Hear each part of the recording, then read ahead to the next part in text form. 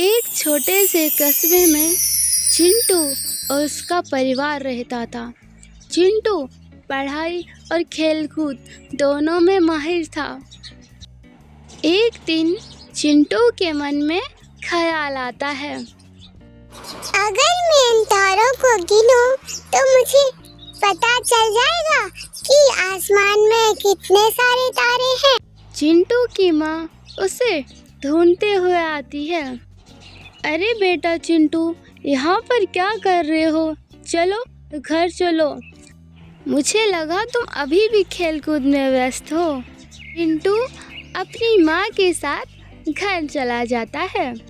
सुबह होती है और चिंटू सपनों में भी तारे गिन रहा होता है।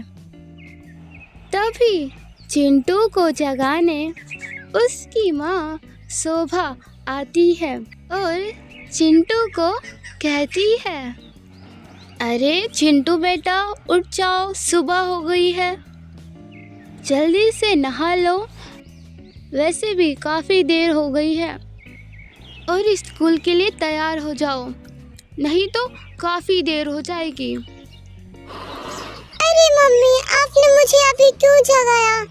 आपको पता है मैं कितना अच्छा सपना देख रहा था। उस सपने में मैंने आसमान के सारे तारे गिने। अरे बेटा ये सब छोड़ो, जल्दी से तैयार हो जाओ। चिंटू स्कूल से आने के बाद शाम होने का इंतज़ार करने लगता है।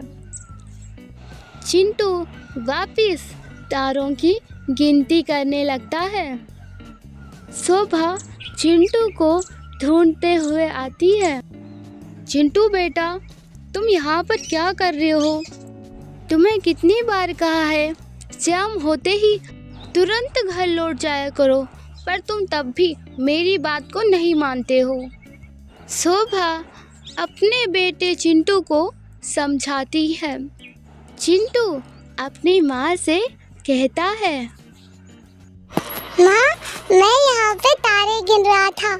आपको मैंने बताया था ना कि मुझे एक सपना आया। मैं जानना चाहता हूँ कि आसमान में कितने तारे हैं। चिंटू बेटा, आसमान में तो बहुत सारे तारे हैं, जितने तुम्हारे सर पे बाल हैं। अब तुम ही बताओ, तुम अपने सर के बाल गिन सकते हो क्या? चलो अब घर चलो, वैसे भी देर हो गई है। शोभा चिंटू को अपने साथ घर ले जाती है। शोभा का पति माधव काम से घर लौटता है। शोभा अपनी दिनचर्या के बारे में माधव को बताती है। अजी, आपको एक बात बतानी थी। चिंटू शाम को खेलने को जाता है और आधे रास्ते में आसमान की ओर देखकर तारे गिनने लगता है। मैंने तो उसे समझा लिया, अब आप ही उसे समझाइए। शोभा, वह अभी काफी छोटा है और ये सारी बातें उसके मन में आएंगी ही। तुम चिंता मत करो, मैं कल सुबह उसे समझा लूँगा। सुबह हो जाती है और माधव अपने बेटे चिंटू को जगाने आ जाता है। माधव चिंटू को जगाता है। चिंटू बेटा उठो, सुबह हो गई है। चिंटू जागता है और अपने पिता माधव से कहता है, पापा, आज आप मुझे जगाने आ गए। मम्मी कुछ काम कर रही है क्या?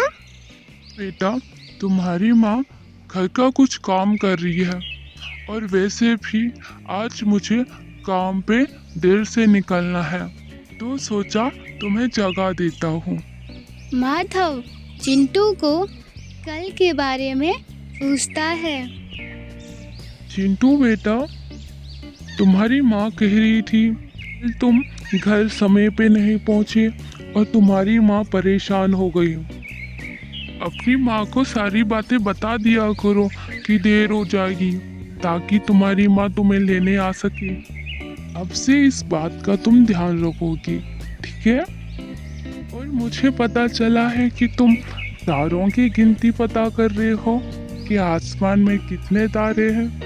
बेटा, जब मैं छोटा था तो तुम्हारे जैसे मेरे दिमाग में भी अनोखी अनोखी बातें आती थी। माधव अपने बेटे चिंटू को समझाता है और चिंटू कहता है, सच में पापा, आप भी बचपन में ये सारी बातें सोचते थे? हाँ बेटा चिंटू, बचपन काफी अनोखा होता है। जो कुछ भी मैं सोचता था तो वह सारी बातें मैं तुम्हारी दादी से कहता था और तुम्हारी दादी मुझे समझाती थी।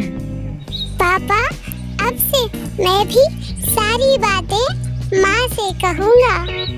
चिंटू अपने पापा की बातों को समझ जाता है।